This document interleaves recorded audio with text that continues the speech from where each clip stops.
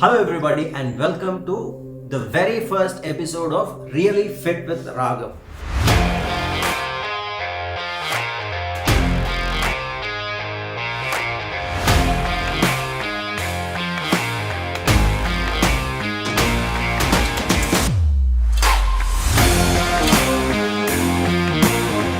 Staying young, staying fit, staying active is a big aim or aspiration or intention for most of us, right? Let's be honest. There is nobody who's gonna say, "No, man. I know if if I was given the chance, if I was given the option of either being very fit and being not fit, or if I was given the option of being very active and youthful as opposed to being old and having no energy, I would choose being old." No, nobody would say that, right? We would all want to stay young, fit, active, and all of that, right? So I am also in that list. So in this series, we are going to look at different things that we can do to stay young, to stay active, to stay energetic, and all of that, right? If you're asking me if I am an expert in that, what kind of expertise do I have, or why am I going to be talking about this? No, I'm not an expert, right? But I am a big enthusiast, right? I read up on different things that people can do to stay young and active. I go through different kinds of research that's going on, all kinds of different new things that are coming up. I try to keep myself updated on lots of these things. And I also talk to a lot of people and ask them what their opinions are. So this is kind of like a series where I share some of my thoughts and opinions, the things that I follow, right? As well as I'm hoping to do some interactions with other people who are very fit, who take care of themselves very well, and try to find out what their opinions are, what their tricks and hacks are, right? So that is what this whole series is all about, right? With that having been said, this field of staying fit and aging gracefully, let's put it that way, right? This field of trying to maintain youthfulness is being radically altered in the last few years, right? With science and technology and all of that. In fact, many of the things that were considered normal 10 or 15 years ago are completely out of the window now. Now people are saying lots of other things which were considered crazy back then are considered the norm right now in taking care of yourself, right? In fact, I used to do a few things about 10-15 years ago, and people used to say, "This is crazy, you should not be like this." But now slowly people are saying this is the best way to maintain yourself. So that's how quickly this field is changing. So obviously, like anything to do with science, this is a rapidly evolving field, but we will look at what are the current opinions and thoughts on this, right? With that having been said, let's go to today's episode. Now let me start by asking you a question. Do you think your body is you? Yeah. So most people will say, no, it's not just your body. So what else is you? Or what else is yours? Let's put it that way. Your body is one component of what you consider as your being, right? What else? Your brain, right? Your intellect, right? Your mind. So your intellect is definitely one of the components of your being, right? So what else is part of you? Your emotions, right? The things you feel. Definitely that is also going to be a big part of you. So a lot of people would also say your soul, right, is a part of you. Well, yes, some people believe it, some people don't. So let's just keep that out of the equation. So at least there are these three components, which is your body, your mind, and your emotions are parts of you. But there is this one thing that I've always found a little funny, is that when people want to maintain their fitness or want to keep themselves very youthful, they address only one of these three or maximum two of these three, right? So some people would really keep their body fit, right? and would expect that to be all. Or some people would do some meditation or something like that and keep their mind really active and fresh, and they would expect that that is all. When your components of being are your body, mind, and emotions, only if you address all three would you be able to say that holistically you're taking care of your fitness, or holistically I'm taking care of my youthfulness, right? So any really effective strategy to keep yourself fit or to keep yourself youthful should necessarily look at all three and not be short-sighted and look at just one or two of these. There should be something that's in your plan to keep your body active, and there should be something in your plan to keep your mind active, and something in your plan to keep your emotions young, active, and fit. So now let's look at how to keep this body active, energetic, youthful, and make it regenerate itself. There's a lot of research happening in this area, and most of it is pointing to the fact that our body has inbuilt intelligence to regenerate itself, to de-age itself, right? To make itself younger. The only thing is that we are not activating this intelligence most of the time. So how do you activate this intelligence? They're saying that there are these genes called the sirtuins. So there are these genes called sirtuins, and these sirtuins are the genes that are useful to regenerate ourselves and to make ourselves younger and things like that. There's a lot of research going on in this. And how do we activate these sirtuins? When the sirtuins are activated, we automatically become younger or feel younger, we start looking younger. How do we activate the sirtuins? Is there some magic drug I can have which will activate these? Or is there some treatment I can do which will activate these?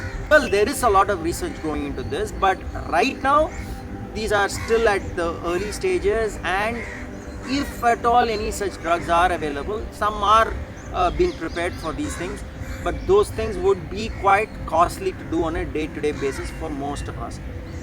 So what we can look at is alternate ways to activate this sirtuin. There must be something I can do, right? There must be something I can do in terms of my lifestyle, in terms of any workouts or whatever I can do to activate sirtuins. Well, luckily for you and I, the answer is yes, there is something we can do. What is it we can do? All the research points out to the fact that if you kindle, if you trigger the survival response in our body, the sirtuins automatically become activated. Okay, what does that mean? The thing is that humans have evolved to what they are because of survival, right? So there is an inbuilt intelligence in our body which gets triggered as soon as our survival instincts are triggered. When our body is subjected to some kind of a signal that it has to switch on its survival mode, automatically the sirtuins get activated. Like for instance, let's say you don't eat for a day, okay? So your body is suddenly thinking, oh my god, there is no food, okay? If there is no food, I have to survive, so I have to make myself more efficient in the way I use the food that is available, and I have to keep this body more active. I cannot afford to slack at this time. And immediately your survival instinct gets triggered. So it is believed that this is why we are seeing so much benefits from fasting techniques such as intermittent fasting, which is people don't just eat one meal a day. Okay, in one day you just skip one meal, or in a week you skip eating for 1 or 2 days, or you can do all of this, and in a year, maybe a week or 10 days, you completely cleanse by not eating. You can go on a water fast or a liquid fast, things like that. There are several ways to do this properly, right? If you have acidity problems, how do you keep your acid in check? There are lots of things that you can do, right? But this is what fasting does. When you're not eating for some time in a day or a few days in a week, then immediately your body starts thinking, oh my god, there is no food. Maybe there's a famine. Maybe I'm living in a jungle and I have no access to any food right now. And immediately your body starts saying, then only if I keep my body young and active and effective, I will be able to survive. So let me just clean up all the waste bits, throw them all out. Let me clean my apartment, right? This apartment called this body, let me clean it up and let me be the most sleek, effective, efficient version of myself. Let me try and explain this with an example. Say it's a car. Okay, I don't know all the various components that are inside a car, but okay, I'm sure there are tires, there's an engine, there's a braking system, there is I don't know, there's the exterior, there are shock absorbers, there are lots of things, right? And two people are buying the same car which has the same quality at the same time, right? Now, as soon as they buy it, both these cars are going to be working perfectly fine. Let's say one of these people has to, puts his car to a little more stress every day. Like for instance, the person drives through a rough terrain and goes for long tours once in a month and things like that, right? He does things like that. The other person doesn't strain his car much at all. He just takes his car 2 streets to the other side, maybe his office is nearby 2 streets away, takes his car to his office, comes back, plain road, no problems, no potholes, no ditches, nothing, just goes 2 streets away, comes back. Now let me ask you a question. 10 years after these 2 cars have been bought, both these people have to take the car on a long drive through rough terrain and they have to reach a certain destination. Which car do you think will make it? Interesting question, right? So I'm sure some people are thinking, well, this car hasn't gone through much stress at all. Every day it's going through, very clear, very soft terrain. So it will probably be in a better condition. This would have degenerated more because it's going through rough terrain over a period of time. And so probably this would break down while this would make it. Is that what you're thinking? No, actually, the answer is exactly the opposite. Because in real life, that's not how it works, right? Because the person who's actually going through the rough terrain every day, during these 10 years, he would have had lots of breakdowns, right? One day his tire would have worn down, so he would have replaced his tire.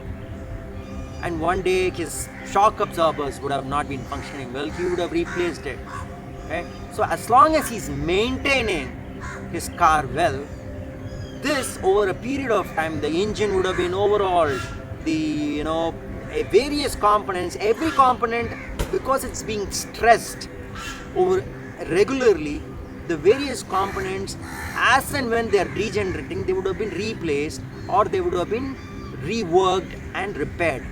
So overall, after 10 years, this would still be in a good working condition, whereas this machine has never been stressed.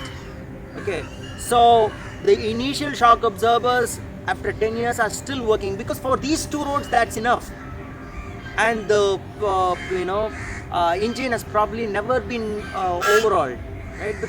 Because for the terrain it's been going on every day, it doesn't even need anything more than that. But suddenly after 10 years, when you want this car to go over rough terrain, this car, which has been continuously repaired and overhauled and maintained, would probably be able to make it quite easily. Whereas this one, suddenly when it's subject to all the stress, it breaks down, it fails. So though it is a little counterintuitive to think of it that way, this is what happens with our body.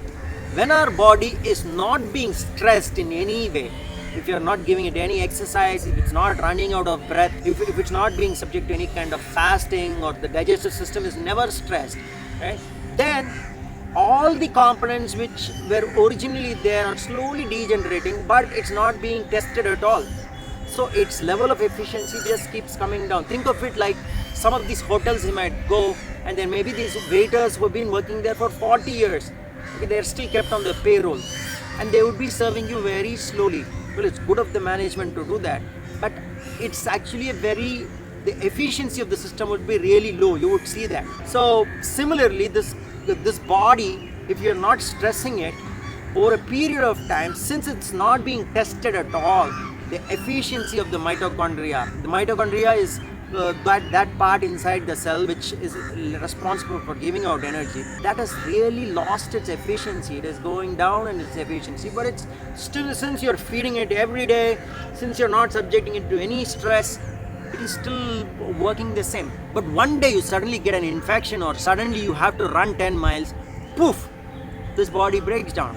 So this is what is basically aging, right? Aging is a gradual loss of efficiency. But if you kept testing, if you keep giving it some kind of shock by, they are saying take a cold shower once a week or once in 2 weeks, take a hot sauna for 10 minutes once in a week, suddenly your body starts thinking, oh my god, am I living in a desert?